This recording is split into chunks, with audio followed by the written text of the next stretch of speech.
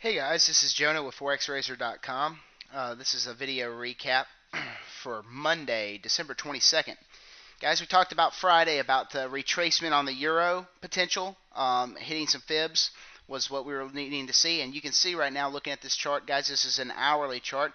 Here was the levels we were talking about. We sold off to this level on Friday, and we were talking about getting some fib retracements. And we've always talked about the 50 fib and the 61.8 as being significant levels of retracement. We talk about getting back with the trend at the 50, putting a stop beyond the 61.8, and you can see exactly what's happening here. We're in a short-term downtrend. We pop back up, 61.8 held. So what does that say? Downtrend is still in play until we see 61.8 break. This is still a bearish trend, short term. The big trend here is still up, of course. But where we're at right now, we're looking short, and we could see that if you would have taken trade off the 50 with a stop behind the 61, you would have had an easy grab of a 2-to-1, 3-to-1 trade here without question. Now, where we're at right now, we're kind of making a descending triangle.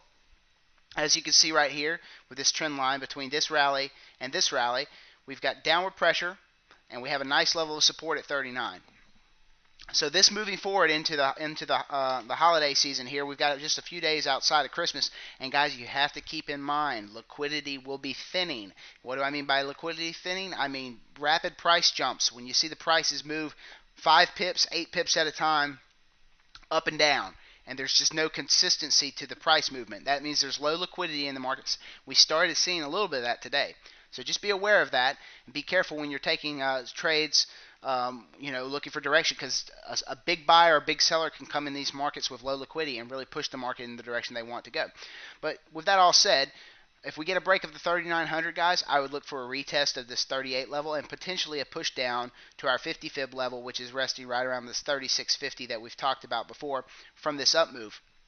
However, a break of the 61.8, look to get long, guys, because this thing, if we break through here, 61.8, we're probably going to come back up and retest the 4,700 level.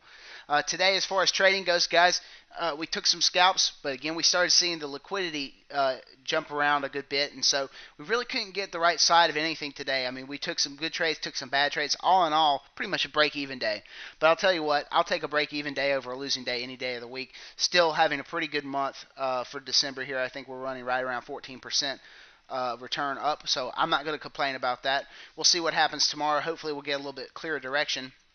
But anyway, on Euro, guys, look for these key levels: 3,900, a breach, look for shorts, a breach of this level right here on the 61.8 fib. That's going to hit you right around the 41.20, 25 level. A breach of that level, guys, look to get long and look to hold those.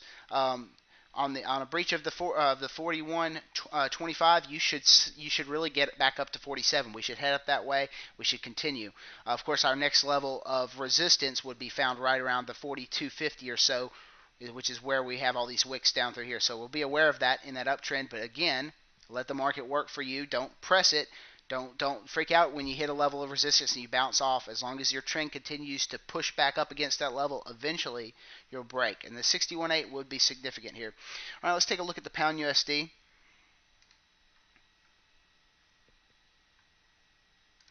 All right, guys, here's pound USD on an hourly. You can see that we're still trending to the downside. We kind of got a little bit of a double bottom here on the hourly. Still too hard to call what's going to happen with this. Obviously, the pound is weaker than the euro has been for a while. How do we know that? Well, look at the euro pound, guys. It's trading right around 9,400 as I speak, and it looks like this thing might actually hit parity, meaning that the euro is worth 1-to-1 with a pound.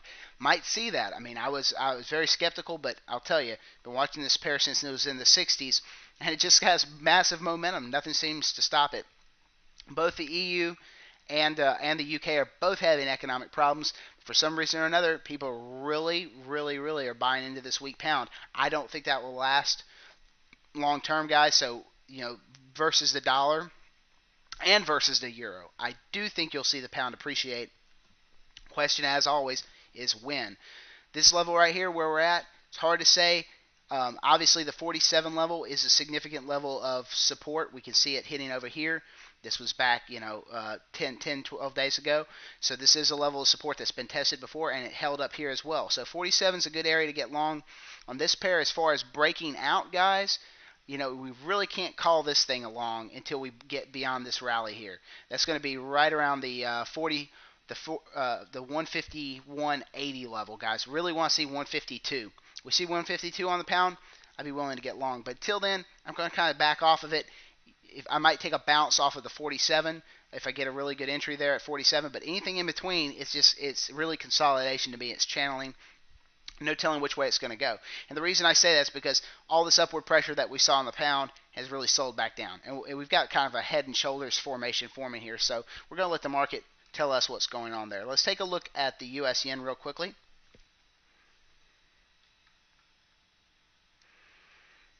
All right, guys, hitting some significant levels on US yen. Look at this on the hourly. We talked about getting back to this 200 SMA. We got there. Today, we tapped the 200 SMA on the US yen. Where do we go from here? Chances are we'll know within the next couple hours. Bottom line is you could take a short here with a tight stop and hold it just for the bounce. We've seen some bounce off the 200 SMA, but chances are this is our first test of this level since almost the beginning of this month. You can see we tested back here. So it's been quite some time since we've tested this level, and we're probably going to get a push back down to the downside. And if we get that, this would be the perfect entry. We might come down, retest lows. We could also possibly make new lows. So this is a good level to get short. However, we get some good upward momentum through this level, guys, it's time to get long. US yen hasn't given us a good retrace for a while either. So it's always possible that this thing could reverse, but this is a determining factor, and price action is right on top of this level as we speak. That level's hitting right around the 90-10, 90-15 level, and we are sitting right at that as we speak. So, guys, just remember, heading into the holidays, markets will be slower. We will get some consolidation. We'll get lower liquidity, and it's really anybody's game. For me personally, being pretty conservative until we get outside of the holiday times and get back into normal market conditions, which I don't anticipate till sometime next week and maybe even after the first of the year. So just be aware, guys. Hopefully this has been helpful, and we'll check you out shortly. Thanks.